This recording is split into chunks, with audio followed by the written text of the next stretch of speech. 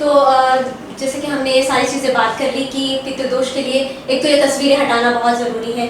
आम तौर पे जो जनरल पब्लिक है, जो सामान्य लोग हैं, कहा जाता है कि हमें पितृपक्ष के टाइम पे हवन करना चाहिए, पूजा करनी चाहिए, भंडारे करने चाहिए। तो एक समान व्यक्ति जो किसी पांडित्य के चक्कर में ना आके अपने आप से पितृपक्ष के लिए करना चाहता है, उनका तर्पण करना चाहता है, तो वो सामान्य तरीका क्या है? देखिए, आजकल के हिसाब से मैं बात करूंगा कि बहुत बिजी लाइफ स्टाइल हो गई है। आदमी को साल भर में 15 दिन पहले तो ये होता था, आदमी सुबह से शाम तक 24 घंटे इस घड़ी को भुनाने में लगता था। जैसे आदमी 3 घंटे के लिए मूवी हॉल में जाता है ना, तो सब फोन स्विच ऑफ करके 3 घंटा मूवी का मजा लेता है, कंसंट्रेट होता है। वैसे ही पहले जमाने में लोग इसको बहुत, क्योंकि इतना दिव्य समय है, तो उनके पितरों की मुक्ति के लिए उसका एक नैतिक दायित्व भी है, एक कर्ज भी है, क्योंकि वो चीज से मुक्त होगा तभी वो भी ऊपर उठ पाएगा अच्छे से। क्योंकि अगर मुक्त नहीं होगा तो उसके ऊपर एक ऋण रह ही गया, तो मुक्ति में उसकी दिक्कत आएगी। तो वो बहुत टाइम देता था। अगर इसको देखा जाए, कलयुग है भैया, इतना टाइम ही नहीं है लोगों के पास। तो रोज मेरे पास कुछ लोग आते हैं, ये पूछते हैं कि सर इसको ये बताइए कि हम जैसे मान लो किसी दिन कोई शनिवार को मरा, कि हम उस दिन उनके लिए हवन कर लेते हैं और फिर हमारा हो जाता है। तो मैं ये बोलता हूँ, जो 15 दिन है, अगर आप कर सकते हो, बहुत बेस्ट बता रहा हूँ, तो 15 दिन उनके लिए हवन करो कि मेरे को उनकी शांति के लिए, उनकी मुक्ति के लिए, उनके असेंशन के लिए मैं हवन कर रहा हूँ। भगवान से प्रार्थना करके उनके लिए महामृत्युंजय, गायत्री माँ का, देवी जी का ये हवन कर सकते हैं आप। अब जो इसके अलावा दूसरा एक और तरीका इसके साथ साथ पैरेलल बता रहा हूँ कि आप भंडारे कराइए।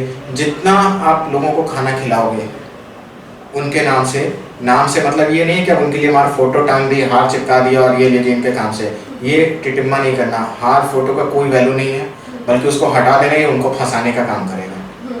ठीक है, तो आपने उनके नाम से कि हाँ ये मैं खिला रहा हूँ, और ईश्वर से प्रार्थना कि ये जो भी इसका पुण्य मिले, जो भी इसका फल मिले, ये मेरे पितरों को जाए, वो मुक्त हो, वो तृप्त हो। अब हवन की पद्धति जैसे आप कहोगे कि इतना ब्राह्मण नहीं मिलता रोज का, तो इतना पैसा लग जाएगा। कोई पैसे की जरूरत नहीं है। आप सिंपल से हवन सामग्री लेके आओ, तेल मिलाओ, जौ मिलाओ, चावल मिलाओ उसके अंदर, और सर्वपूज्य कौन है आपके? गणपति। उनका हाथ जोड़ के प्रार्थना करो, फूल लो, अक्षत लो, आह्वान करो, भगवान जी आपका आह्वान करता हूँ। फिर भगवान शिवा को बुला लो, भगवान नारायण, माँ लक्ष्मी को बुला लो, ब्रह्मा जी को बुला लो, माँ सरस्वती को बुला लो, सूर्य चंद्रमा को बुला लो, सभी नवग्रहों को बुला लो, वास्तु देवता को बुला लो। 1-2 मिनट का काम है, बस मन से भाव से करना है। ठीक है, और ये बोलो मेरे सारे पितृ भी आ जाए। सिर्फ ये पितृपक्ष में करना, पितरों को बुलाना, वैसे नहीं बुलाना। और अब आहुति सबके नाम से एक बार आहुति डाल दो, और फिर 108 रोज का एक वो नियम बना लो कि अगर कर सकते हो, टाइम है 2 घंटे का या 1 घंटे का, कि 108 गायत्री मंत्र से आहुति दे दी, 108 महामृत्युंजय मंत्र से आहुति दे दी, 108 नवाण मंत्र से आहुति दे दी माँ के। तो ये एक नियम बना लो इन तीनों से करके उनका, और ये 15 दिन कर लो। इतना टाइम, इससे ज़्यादा तो दे भी नहीं पाओगे तुम, और दे सकते हो तो जितना ज़्यादा हवन करोगे उतना ही उनको। और ये आहुति देते हो कि सभी देवी देवताओं को ये बोलो कि ये सब हमारे पितरों को पहुँचे, इसका फल, वो सभी तृप्त हों, वो सभी सेटिस्फाई हों, वो सभी मुक्त हों, वो सभी ऊपर की ओर असेंड करें। और जो साधक है, जो ऊर्जा पे काम करना जानते हैं, उनको पता है कि असेंशन कैसे करना है, वो पितरों को वो ऊर्जा दें और उनकी मुक्ति के लिए प्रार्थना करें, और साथ में हवन ये करेंगे तो सोने पे सुहागा हो जाएगा। तो जिसके जो आता है, इस तरह से वो अपने पितरों को असली तर्पण दे सकता है बाकायदा। क्योंकि ये जो आप हवन करोगे, भगवान की जो आहुतियाँ दोगे, ये वास्तविक रूप से वो ऊर्जा फॉर्म में उनको मिलेगा और वो मुक्त होंगे। आप देखोगे आपके जीवन में बहुत बड़ा, अगर ये 15 दिन आपने भुला लिया ना सही से, ये गोल्डन पीरियड है इन्वेस्टमेंट का। शेयर मार्केट में पैसा लगाते हो ना, आप पितरों को अपने दे के देखो, इतनी ब्लेसिंग्स मिलेंगी कि आपका पूरा साल इतना फ्लरिश करेगा, आप सोच भी नहीं सकते। एक जीवन आपका पूरा बदल जाएगा। और जिस तरह से आजकल जितनी बीमारियां फैलती हैं, हवन का एक मुझे लगता है सबसे बेहतर फायदा ये है कि ये जो मौसम होता है, ये इस समय डेंगू तमाम तरह की बीमारियां भी रहती हैं, लेकिन जब हर घर हवन होगा तो पूरा का पूरा वातावरण शुद्ध हो जाएगा और ये तमाम तरह की जो दिक्कतें होती हैं, बीमारियां होती हैं, ये खत्म हो जाएंगी। एक और चीज़ चलते चलते आपसे पूछना चाहेंगे कि जो तर्पण की जो प्रक्रिया है, इसके लिए कोई ये निश्चित किया गया है कि इस उम्र वर्ग के लोग ही करेंगे, बच्चे कर सकते हैं या माता पिता करेंगे, किस वर्ग को करना होता है? देखिए, हमारे सनातन में कोई भेदभाव नहीं हुआ कभी भी। ये बाद में हुआ, बच्चा बच्ची, लड़का लड़की, ये सारे भेदभाव। ऐसा कहा जाता है कि जिनके माता पिता अब नहीं रहे हैं, सिर्फ उन्हें ही तर्पण करना होता है। मान लीजिए मेरे माता पिता जीवित हैं, तो मैं तर्पण करूंगी, इसका मतलब मैंने जीते जी उनका श्राद्ध कर दिया। तो ये मान्यता कहाँ तक सही है? देखिए, ये अंधविश्वास इतना ना फैलाएं, क्योंकि तर्पण का मतलब क्या, वो तर्पण से क्या समझते हैं? तर्पण में वो लोग जल देते हैं और तिल चढ़ाते हैं, ये करते हैं।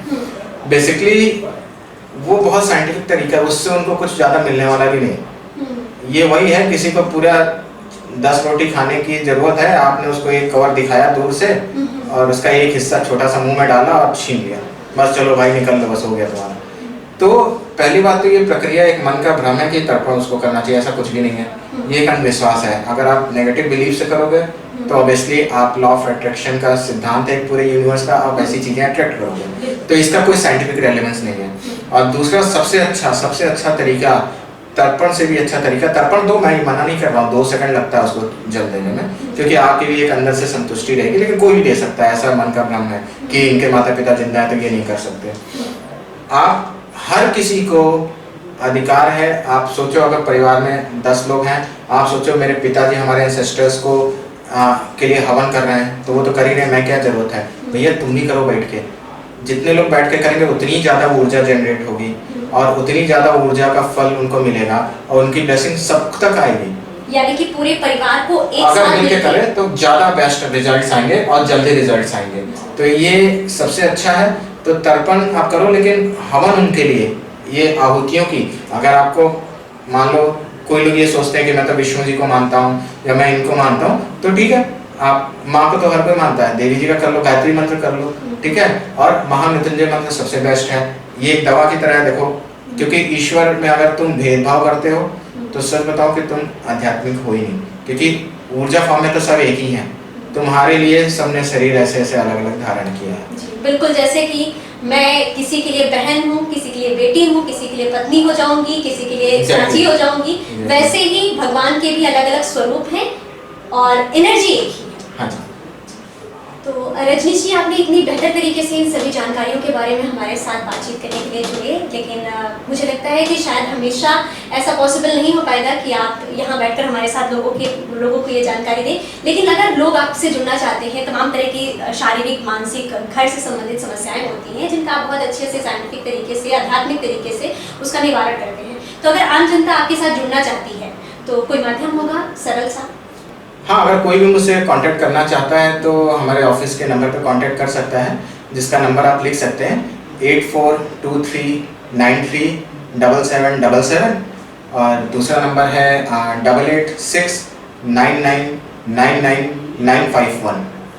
तो इस नंबर कांटेक्ट कर सकते हैं, और जो भी आपकी प्रॉब्लम है, क्योंकि मैं इन टोटलिटी क्योर की बात करता हूँ, किसी भी तरह का physical issue, mental, emotional, environmental, यानी वास्तु एनर्जी, वास्तु आ गया, तो वो मेडिटेशन के माध्यम से, थेरेपीज़ के माध्यम से, और जो हमारे स्पिरिचुअल हीलिंग टूल्स हैं उनके माध्यम से कैसे हम अपनी पूरी लाइफ को रिजेनरेट कर सकते हैं, रिवाइव कर सकते हैं, और 100% अपनी लाइफ में जो चाहते हो सक्सेस को पा सकते हैं, उस अच्छे रिलेशनशिप को पा सकते हैं।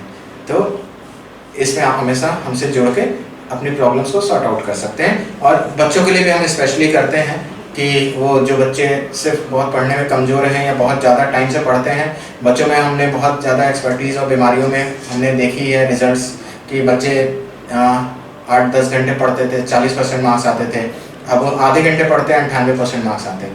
बड़ों में भी जो बीमारियाँ साइंस में लाइलाज हैं, जिनका कोई क्योर ही नहीं है, वो ठीक हो गए लोगों के कुछ समय के अंदर अंदर। तो ये पूरा एक विज्ञान है जो मैं आपको रिवील करता रहूँगा, और आपको कोई दिक्कत हो तो आप हमसे संपर्क कर सकते हैं, मैं आपकी सहायता करने में मुझे खुशी होगी। और दोस्तों आपको बता दें कि ये जितनी भी चीज़ें होती हैं कि अध्यात्म से जुड़ी हुई होती हैं, और इसीलिए खबरी आपने ये सोचा है कि रजनीश जी हमारे साथ जुड़ेंगे एक चैनल के माध्यम जिसका नाम रहेगा जीवन रहस्य। और बहुत जल्द इस चैनल के माध्यम से एनर्जी से रिलेटेड अपनी जीवन की समस्याओं को समाधान करने के सारे तरीके आप इनसे जान सकते हैं। और अगर आपका कोई सवाल है या आपके कोई सुझाव है, कुछ भी आप पूछना चाहते हैं, तो वो सभी चीज़ें कमेंट के माध्यम से आप इनके साथ जुड़ सकते हैं, और इसके साथ जो उन्होंने नंबर बताया है उसके माध्यम से भी आप जुड़ सकते हैं। फिलहाल आपने कीमती वक्त हमारे साथ दिया, इतनी सारी चीज़ें आप जानी, इस जानकारी को औरों के साथ भी शेयर करिए और ऐसे हमारे साथ जुड़े रहिए।